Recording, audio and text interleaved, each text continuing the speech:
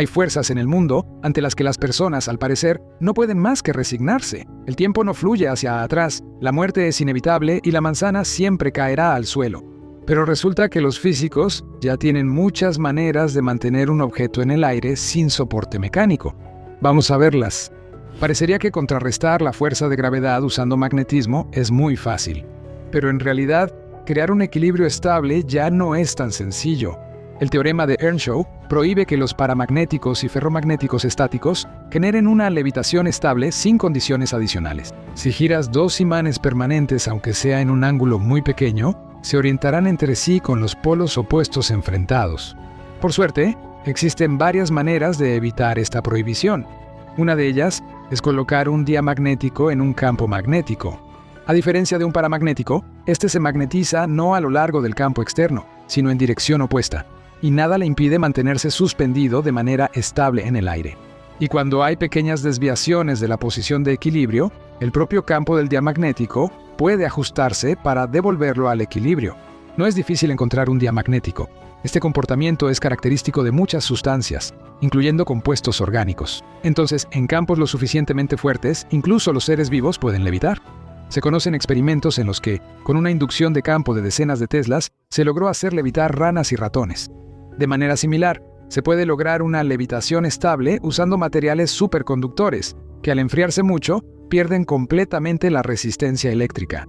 Cuando está en estado superconductor, la muestra expulsa o casi expulsa de su volumen el campo magnético externo que se le aplica. Es decir, desde el punto de vista de un observador, se comporta como un diamagnético perfecto, que no solo se magnetiza ligeramente en la dirección opuesta, sino que parece convertirse en un imán opuesto de la misma fuerza. Gracias a esto, los superconductores, en comparación con los diamagnéticos reales, requieren en promedio campos menos intensos para la levitación. Sin embargo, a cambio de esta comodidad, es necesario enfriar el material a temperaturas cercanas al cero absoluto para llevarlo al estado superconductor. Y eso, recordemos, son menos 273,15 grados Celsius. Otra manera de crear levitación estable es usar campos magnéticos no estáticos, a los cuales no se aplica el enunciado del teorema de Earnshaw. Por ejemplo, abajo se muestra un invento de los años 80, una especie de trompo magnético. Un imán fijo en forma de cuenco sostiene con su campo a un imán giratorio en forma de trompo que flota sobre él. Finalmente, se puede estabilizar la levitación mediante retroalimentación, es decir, monitoreando la posición del objeto y ajustando la intensidad del campo magnético para que siempre mantenga el cuerpo que intenta deslizarse fuera de él. Este método es utilizado por los trenes de levitación magnética, los maglev. Los maglev no tocan los rieles, sino que levitan sobre ellos. Por eso son el medio de transporte público más rápido. Solo la resistencia del aire los ralentiza. En 2015, un maglev japonés estableció una velocidad récord de más de 600 km por hora durante las pruebas. Y los maglevs que se están diseñando para túneles al vacío probablemente serán 10 veces más rápidos, pudiendo recorrer hasta 6.000 km en una hora. En el verano de 2017, la empresa alemana ThyssenKrupp demostró el elevador Multi, que funciona bajo el mismo principio que los maglevs, es decir, levita. Este tipo de elevador es capaz de moverse no solo verticalmente, sino también horizontalmente. Esto significa que se pueden desarrollar huecos de elevador no lineales, en los que las cabinas se adelantan unas a otras y se mueven entre diferentes partes del edificio, aumentando la capacidad del sistema. Otra forma de lograr la levitación es usar la presión de la luz. En 1986, el físico estadounidense Arthur Ashkin, junto con sus colegas, demostró el funcionamiento de la llamada pinza óptica.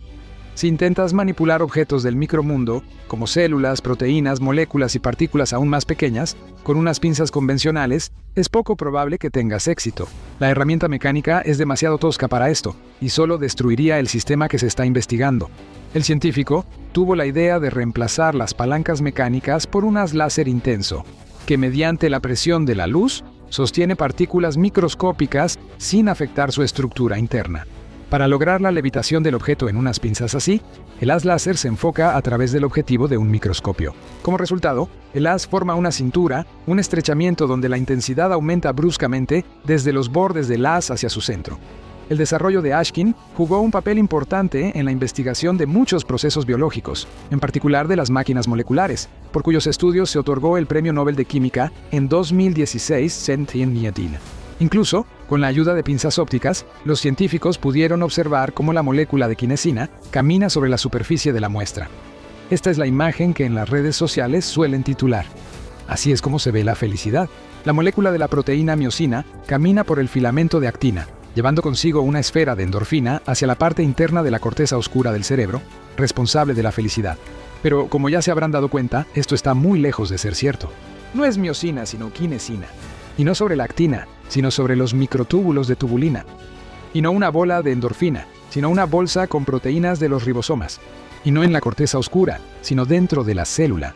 Pero aquí está lo interesante. Con la ayuda de una pinza óptica, incluso midieron la fuerza con la que es capaz de jalar objetos.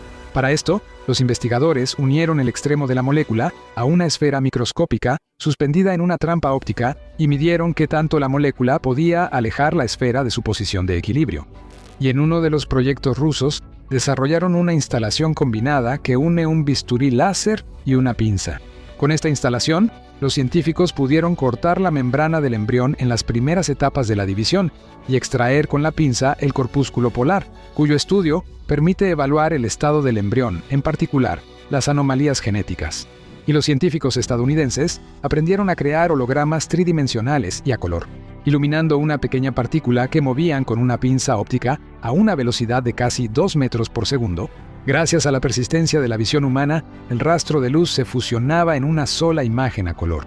Con la instalación construida, los autores del artículo lograron reproducir un video tridimensional a una velocidad de aproximadamente 13 cuadros por segundo.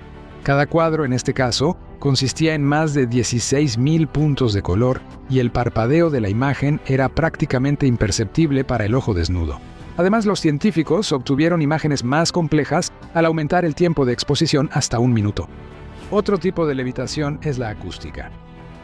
Cuando las ondas acústicas coherentes con una diferencia de fase constante en el tiempo se superponen, es posible la formación de una onda estacionaria. Este es un estado de vibración en el que las áreas de amplitud mínima y máxima no se mueven, y la onda parece quedarse quieta en el espacio.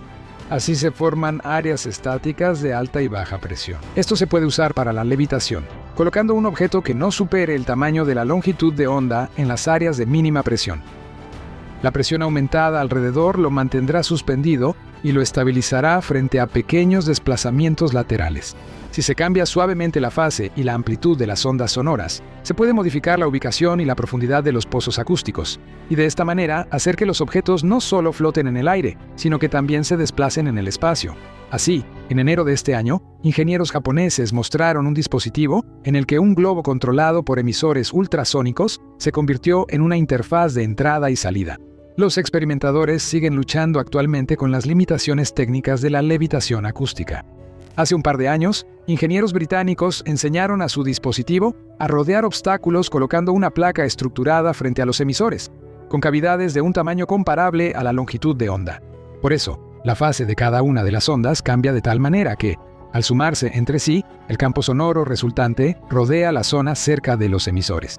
Y poco antes de eso, otros investigadores británicos lograron hacer levitar un objeto más grande que la longitud de onda. Para esto, colocaron 192 transductores ultrasónicos en la superficie de un sector esférico, y con su ayuda, en lugar de una onda estacionaria común, crearon en el aire un conjunto de vórtices sonoros de direcciones opuestas.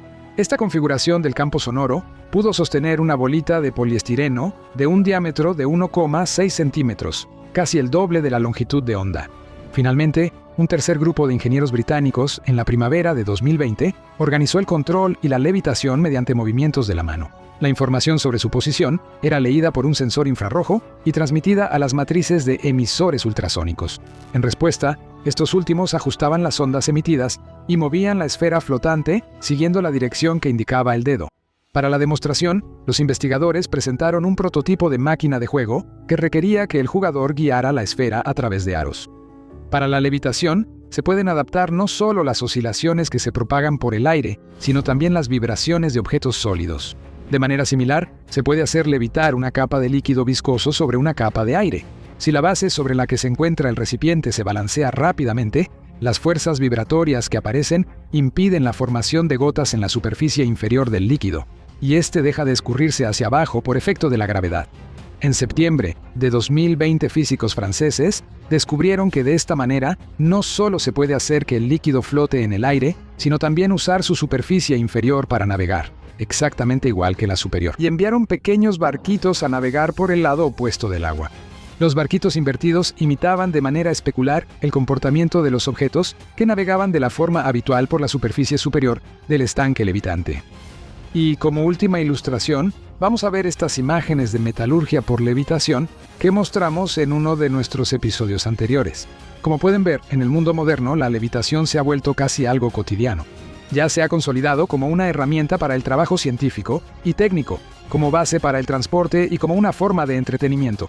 El vuelo del pensamiento humano no se puede detener.